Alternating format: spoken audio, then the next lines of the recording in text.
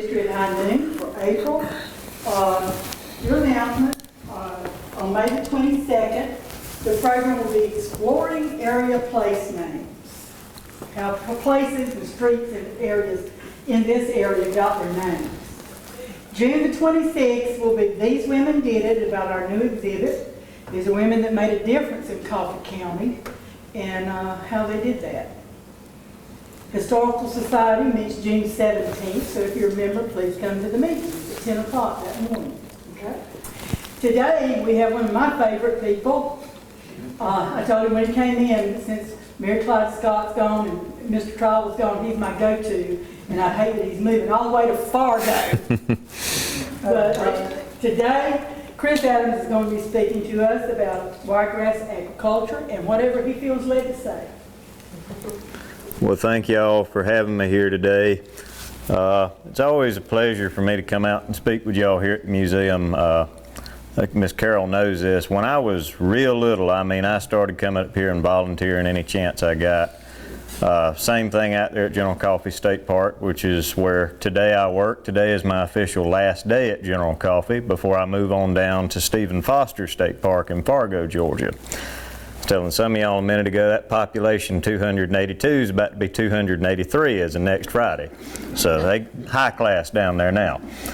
But one of my biggest inspirations in life is my family, I guess. And you know, we can choose to put the crazy out on the front porch sometimes, as we tend to do as South Georgians. I choose to embrace it because there are some good stories if you start looking in your family tree. And very early on, I became interested in Wiregrass, Georgia history, this place we call home. Wiregrass, Georgia was so named because of the landscape, the ecology of this place.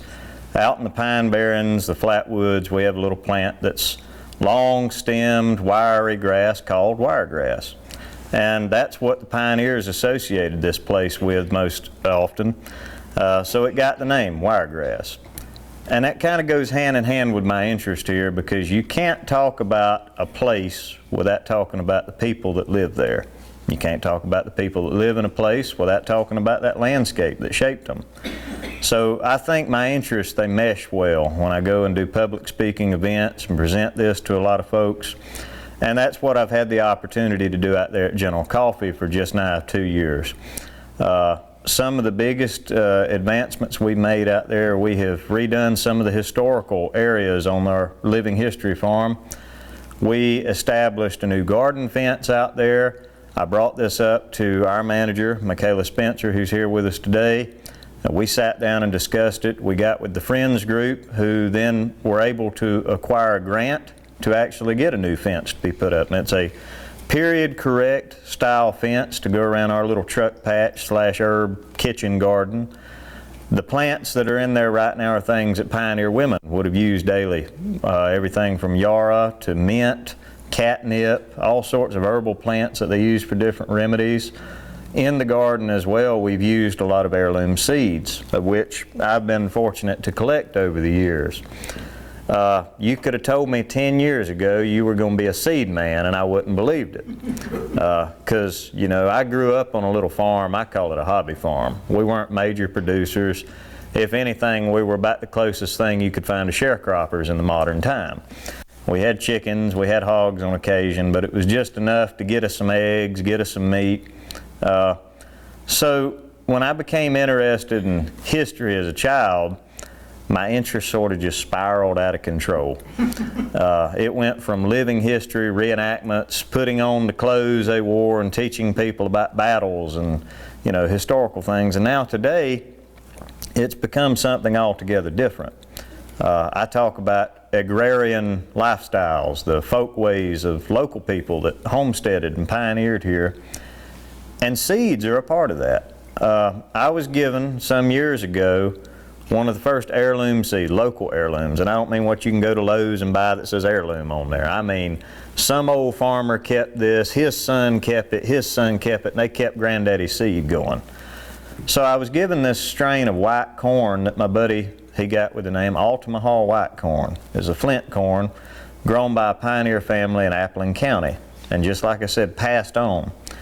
So I got this, I'm looking at it, I'm thinking, this is amazing, I want to grow this. Now I got to have more.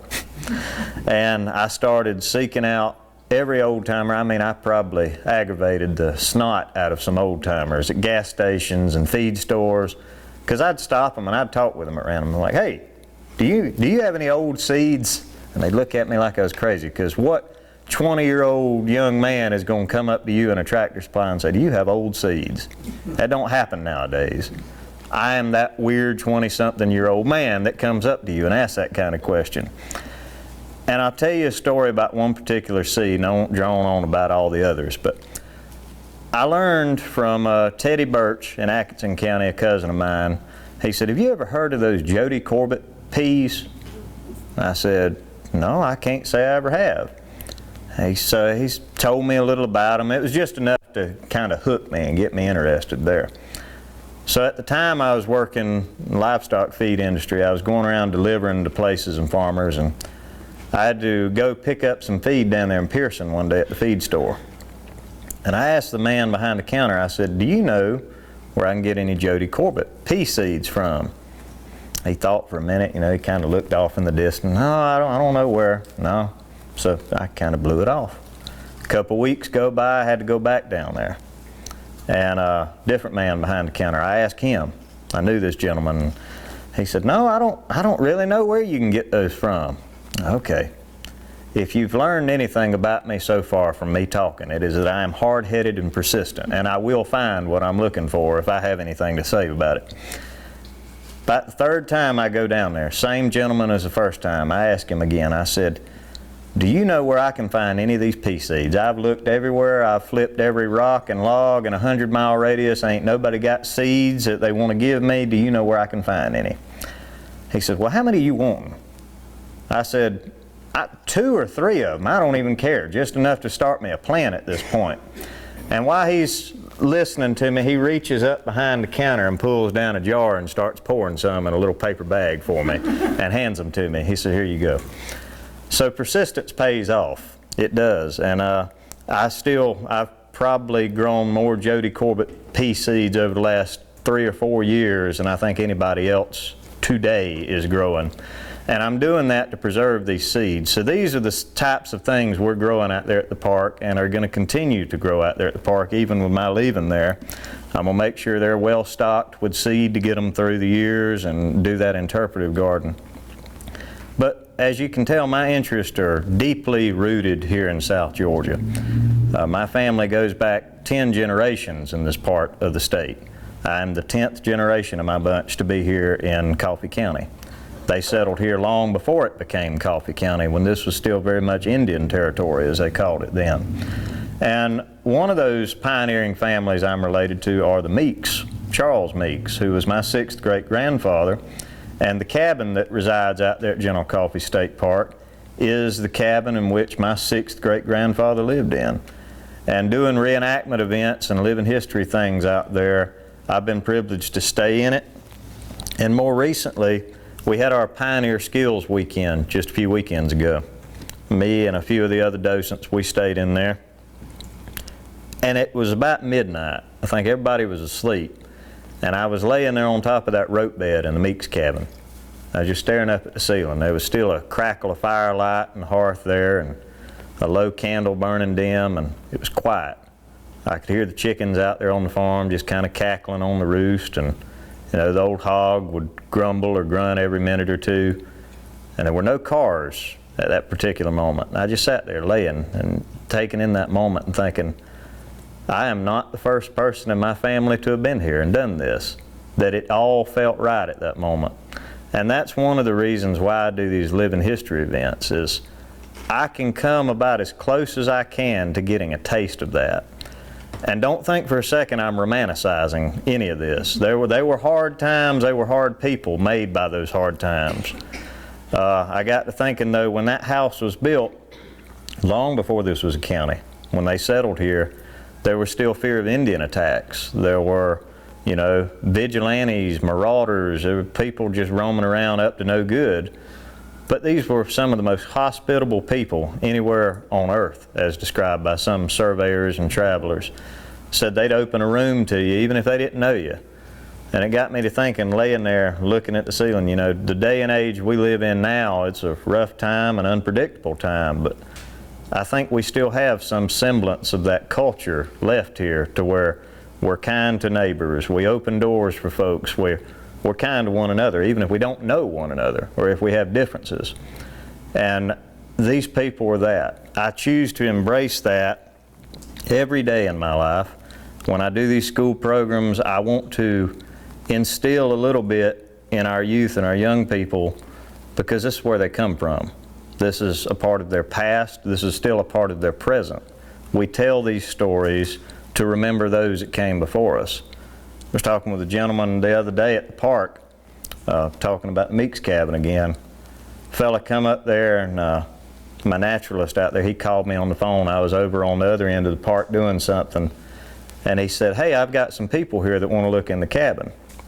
One thing folks will tell you is it does not matter what I'm doing there at the park. If somebody wants to look in that cabin, I'm going to go open it for them, and I'm going to tell them all about my family and the Meeks and how they lived. So I finished up what I was doing. I told him, give me about 10 minutes. I rode down there, and I found out that these were actually distant cousins of mine. That Charles Meeks was actually this gentleman's 6th great-granddaddy, and made us cousins distantly, of course, but they were all the way from Thomasville. We sat there and we had a family reunion right on the front porch.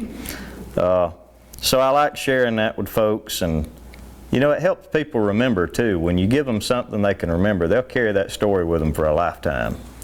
So that's what I was talking about with this gentleman. As I said, most people, we go into a cemetery now, and we were just talking about the Ward Cemetery that y'all have cleaned up. They've cleaned up around it there. They're not just names and dates on a piece of stone. These people lived and breathed like you and me. They did jobs. They got through a hard life like you and me get through. They had ups and downs, hard times and good times. But for some reason, and you look at any of these county history books and you read about any one person, they got about that much on them. They lived just like you and me, a full life, but they got that much written about that life. There's so much more to that, and that's what I dedicate my existence to, is finding that little dash between those two dates. I want to understand what they did. I want to come as close to it, to telling a better story as I can, for the benefit of those people. Because without them, you know, we wouldn't be sitting right here where we're at. Talking with a lot of you earlier, you know, some of our ancestors buried here in this county, as long as my family's been here, some of y'all's has. We've got deep roots in this place. It's up to us to preserve and consecrate this place and remember the deeds of those that came before us. Some of the things we do out there at General Coffee State Park and other places, I've actually organized the inaugural Okefenokee Folk Festival, which will be taking place May 25th at the Okefenokee Heritage Center in Waycross, to recognize the achievements, past and present, of people that lived around Okefenokee, that farmed and toiled there. We're going to be talking about turpentining. We're going to be talking about Indian wars, the Civil War, and life on the frontier. And that's similar to some of the things we put on out there at General Coffee in our Pioneer Skills and Pioneer Harvest weekends. So Pioneer Harvest Festival is the big hurrah at General Coffee. And this last year, Michaela, what were the numbers, do you think? If I remember correctly, we got almost 2,000 people. So this was one of the biggest Pioneer Harvest Festival weekends in almost a decade. And we kicked it off, we revived it with all new demonstrators from around the area. I made sure to handpick local folks, if I could, that demonstrated these historical skills like weaving and tatting lace, crocheting, spinning and dyeing cloth. We've got a guild of quilters that come out there every Wednesday. They're absolutely immaculate with what they do, and they're always on time, always there. You can always expect them to be there if you call them. So I had to brag on those ladies. And then of course we make cane syrup. We make cane syrup, we grind our sugar cane, which is grown right there in Bacon County on the edge of Coffee, and Mr. Mike Lee gets us that cane every year. And that's another thing too we've got growing out there in the garden, is I have selected as many heirloom types of sugar cane. I would find those old men like the ones that taught me how to make syrup, I said, do you know where I can get any old cane from? Of course, they'd point me in the direction of some old man down the road, and I'd go get a few sprigs of his cane. Because like the stories that I tell, again, talking about those seeds, they too tell a story, a living one.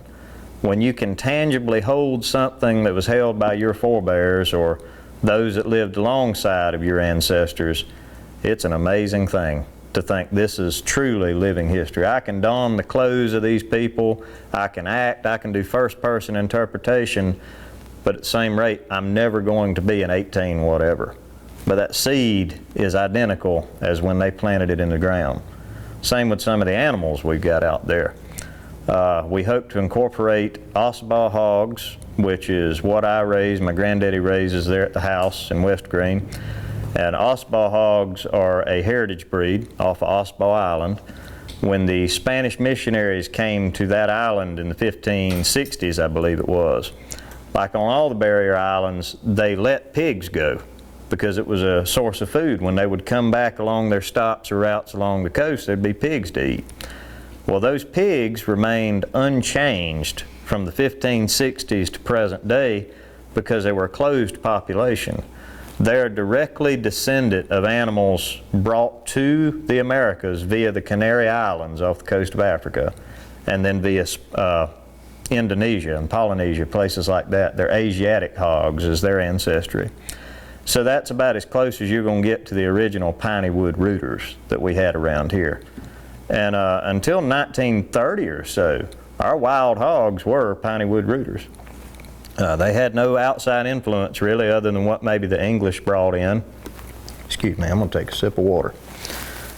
That's what happens when you can talk the paint off a wall. But these pigs, I'll give you a little footnote about them. They're actually a healthy pork, believe it or not. Chefs covet them nowadays because it's an unsaturated fat. They store fat differently than most of our tame hogs. Think about those harsh conditions on the islands and in the swamps. When the mast of the acorns falls every year, they're all over it. I mean, they're trying to get everything they can.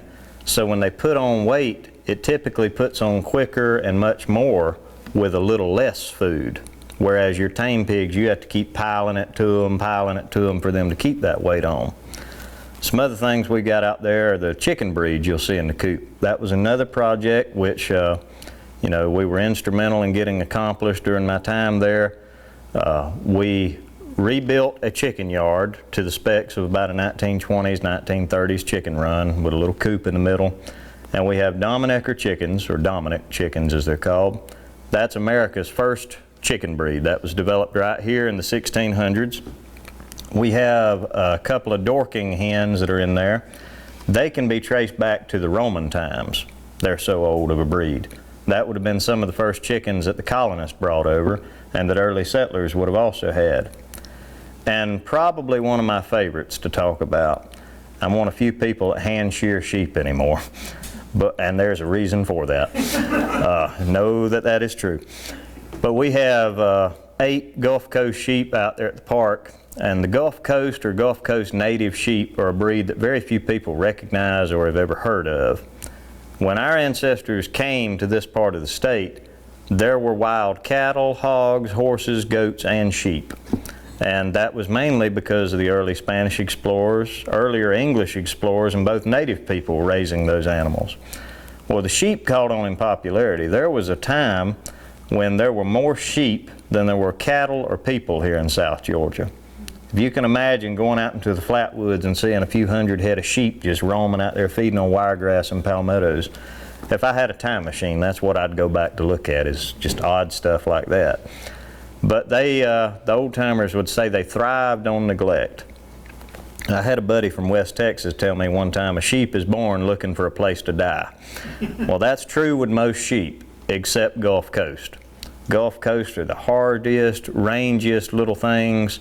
Their wool quality is subpar to things like South Down sheep, those particular modern wool breeds that do well.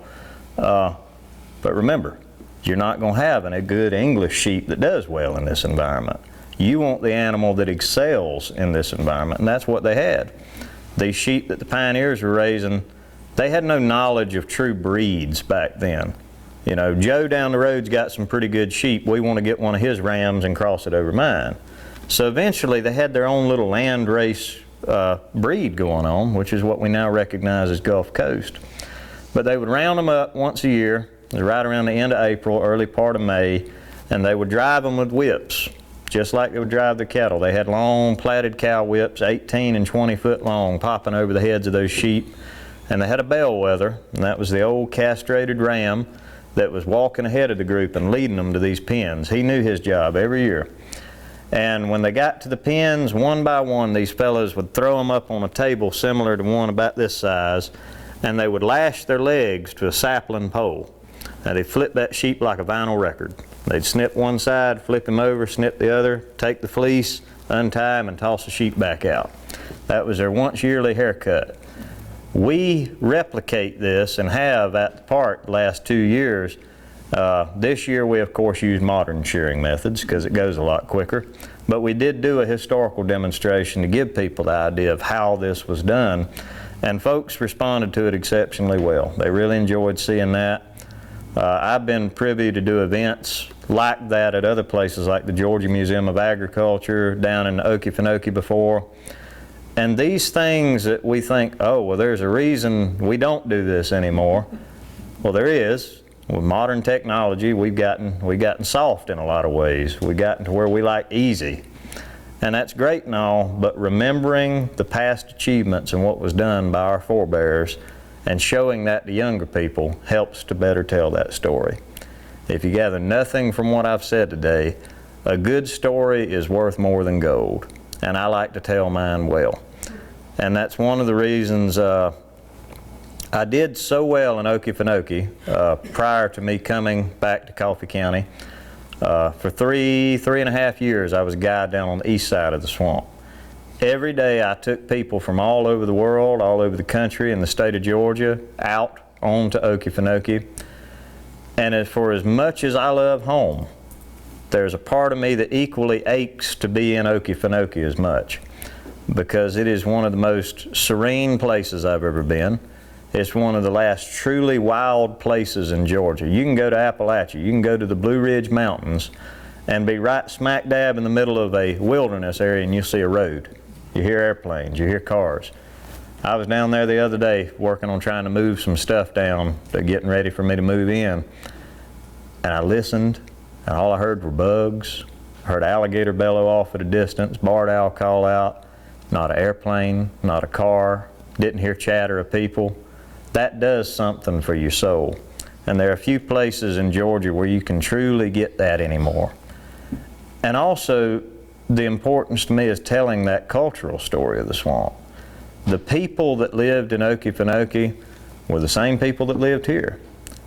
The thing is, the difference between us here in Coffee County and those people that lived in the heart of Okefenokee, pop culture, modern culture did not intrude as much on those people. They had lived a confined existence, and their culture, their way of life managed to exist well into the 20th century.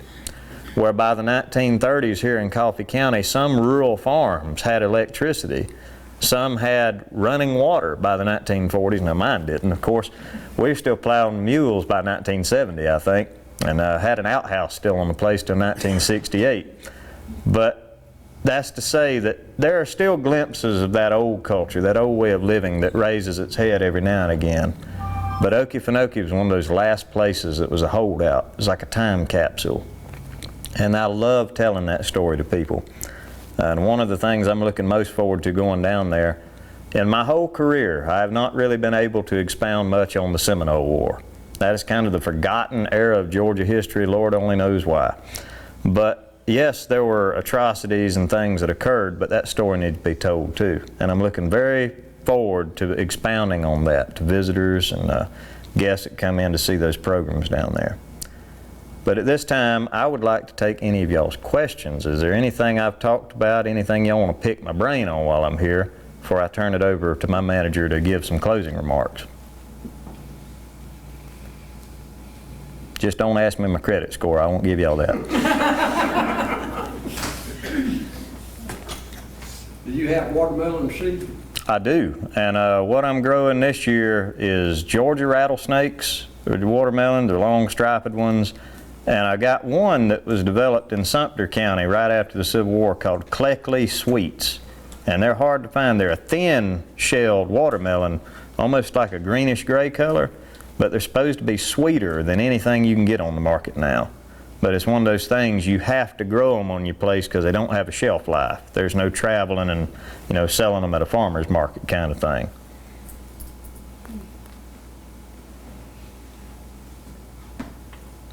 Miss Carol, you got any? I got a lot, but I know where you're gonna be. Well, pick my brain. Give us 2 or 3 then. Okay. You talk about your granddaddy. Tell them a little bit about the Adams side. So the Adams side of the family, oh Lord, we're a wild bunch when you go back. So one sect of the Adams family broke off after the Civil War and eventually started Cumorah Church out there, the Latter-day Saints, and the other side somehow were adamantly Primitive Baptist, which is where I fall into the circuit today. But Thomas Lyman Adams was my great-great-great-granddaddy, and our home place still stands out there in the Satilla community. We get together every November for Adams Farm Day, which is sort of a gathering of the clan situation where all the family members show up from far and wide and community folks come out. We get people from all over, and I've invited friends to come witness it. We make cracklings, we do syrup. My family has made syrup for at least 170 years, roughly, is what I've gathered. And it is a tradition that I'm glad is time honored and has been passed on. I've learned a lot from the older Adams men on how to make syrup. And it's a tradition that I'm glad I can pass on, both out there at the park and other places where I participate. But the Adams moved here around the time of the Indian Wars. I believe it was my 6th great-grandfather, William Riley Adams, he was a part of the Georgia militia during the Seminole/Creek Wars, 1830s. And he signed on down there in Statenville and traversed across the state for a few months, but eventually settled right there along the Satilla River, and that's where the Adams have been for at least 180, 190 years there on that bend of the Satilla near Fales and Axon. But like I said, Thomas Lyman Adams is also the man who, our luck would have it, the boll weevil showed up in his cotton patch first here in Coffee County. So we've got some pretty good luck, I think. But it was a write-up in the newspaper, I think it was 1916 or 17 here in the Coffee Enterprise, and they wrote it up, or was it the Douglas Breeze at that point? Breeze, Douglas Breeze. But there's a whole write-up. If you go to Georgia Historical Newspapers and type in Thomas Lyman Adams, boll weevil, you'll see that whole story there. It's an interesting one. But you know, that I talked about him not long ago, where I get a lot of my courage and, you know, just personal strength, where I draw it from, that well. I like to think about that. You know, here's this man who, he was born during the Reconstruction years, one of the hardest times here in this country, dirt poor basically, living on his grandfather's place. And as he grew up and matured, you know, he had to go out on his own. It wasn't like today where, you know, if you want to kick your youngins out at 18, they've probably got a little cushion there, they can get a little money. No, that was not the case, you know. At probably 18 to 20 years old, he had to go out and do on his own. I'll do for me and mine mentality is where he, you know, got a lot of his personal strength. And I can't imagine a man who had been through so many hardships that he knows that this inevitable storm, the boll weevil, is coming. It's eventually going to get here. And here he is, a cotton farmer. And in that moment when the boll weevil reaches his field, he has to decide, what am I going to do now? And he made it. It was a make or break me moment, and he made it. He made something of himself and continued to live and provide for his family. So I draw a lot of personal strength from that well of courage from Thomas Lyman Adams, I think. Another question. You started out with the reptiles. Uh-huh. How did that happen? You know, when I started doing wildlife programs, I have Ken Suttles to either thank or to blame for this. It was 8th grade, and we had a day we called Fizz Fun Day. And what he let me do that year, even though it was based on physics, he knew my interest for wildlife, knew my interest for it. And at the time, he had inspired me to get a leopard gecko, and I'd had some other lizards and turtles, I think. Well, he humored me and let me do a wildlife program, and that set the hook right there. So over the years, I started doing more programs, better caliber of programs as I matured, and I still do a lot of wildlife programs, but I also equally do as many or more historical programs, because that's a niche that most people aren't filling now, to most people my age. But those wildlife programs allowed me to get into the schools, get into fairs and festivals, and show people that things like snakes and lizards and creepy crawly stuff, whether you like them or not, have a purpose for being here, have a job to do, a role to play in the environment. And there's an old saying, you know, through teaching you will learn. Well, I did. I learned a lot about myself. I learned a lot about people, more than I think I did wildlife during that time of doing programs. But that's, I'll still be doing that on the side, not so much with live animals, biofacts, things like feathers, shells, skulls, and I still like going to the schools and teaching kids. So. Most important question. When you gonna write a book? That's an excellent question that I now have an answer to. Good. So I am now going to be in a place, so my physical address is going to be 17 miles in Okefenokee. I don't know how you could get deeper in the swamp than that other than being in the water with a gator. But I have a little, I'm going to call it a bungalow. It's a little tiny house that they put me up in on the edge of the swamp there. And here I will be removed from everything. I won't have so much cell reception, and you know, I'll kind of be isolated, and that is the perfect place for a writer to be. And I've done poetry and little sonnets and things here and there, but people have begged me for years, when am I going to write a book? Well, now is the time. I've already started the manuscript. I hope within a year and a half, maybe I can put a book out, and then I can tell you more about it. Okay, I'm waiting. All right. I would ask you about the cabin. Yeah. Was it moved to the park, or was it, that was the original? It was moved to the park. So now that cabin has been moved 3 times in its existence. When it was built around 1830, it was inhabited until at least 1893 by several generations of the Meeks. In 1893, after Reverend Malcolm Meeks passed, which his picture's over there on the wall, they moved the cabin to the back of the property. They took it off of what was then the main house. The additions became the main house.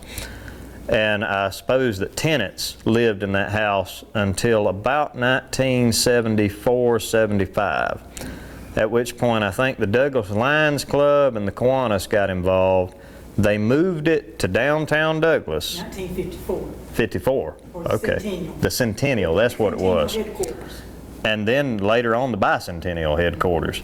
After the Bicentennial, that's when they moved it out there to the park. Thank you for that correction. That always slips my mind. But when they moved it to the park, that was the final spot where it had been placed. But in its lifetime, it had been moved several miles. But from where it was originally sitting, it only moved about 2.5 miles to where it sits today. Well, at this time, I think I'm going to turn it over to Michaela. She's going to give y'all a few remarks on what's going on at the park, what y'all can expect over the next coming weeks and months, and y'all go out there and see them sometime. All right. Oh, how about I give you the mic? Well, I don't know if that'll work either. Sure. We'll fit you right there. Just click that on. There we go. I can just hold it close to me. Does that work? All right. Well, my name is Michaela Spencer. I've been the manager out there for 2 years. I was fortunate enough to hire Chris, and we are a little sad to see him go, but we're also excited for what the future will bring for him. Did she say unfortunate? And I got some notes here because I'd forget my head if it wasn't screwed on. So. He talked a lot about the Meeks. This coming month, if you're out at the park, you'll see that we have some progress going on. We're going to do some restoration work, give it a little bit of a facelift, and looking at the roof and doing some restoration in those areas. So you'll see, pardon our progress, it won't look pretty while it's happening, but then afterwards it'll look better. As Chris leaves, you know, I have to find someone to fill in his stead. We'll be looking for someone that we hope has that same passion. So what I'm looking for is someone who has a passion for not only the animals, but the history of the area, the farm, and the animals and the programs that we've done and continuing that progress. With that, continuing our regular holiday programs, Pioneer Harvest will of course happen as usual. Hope to make it bigger than it was already and have over the 1,000-person mark, which would be an incredible feat, but I think it's something that we can accomplish. Then we'll still have our Halloween event, we'll still have our Christmas on the farm. Our Christmas on the farm is actually, he mentioned the Friends a little bit. Our Friends group, we are incredibly fortunate to have a very active Friends group, and the reason that we've gotten a lot of the things that we have. And if you're interested, please give us a call. Let us know. We can always use more people. We have meetings every third Thursday. And the more people we can add, the more manpower, the more we can make improvements to our park and keep the momentum going that we already have. With that, they'll have a movie night this summer. So that's something that we can look forward to and something that we'll progress in. And all that to say, I'm just excited for what we have coming for the future. I'm excited for our future. I'm excited for Chris's future and then whoever comes in his place. If you want to follow the progress that we have, you can follow us on Facebook at General Coffee State Park. You can follow our Friends group on Facebook, and you can also check out the Georgia State Parks page as well for General Coffee. Other than that, I appreciate y'all's time. Thank y'all. I don't know what I'm gonna do without the man. Thank y'all for coming. See you next month. Thank y'all. You got one more.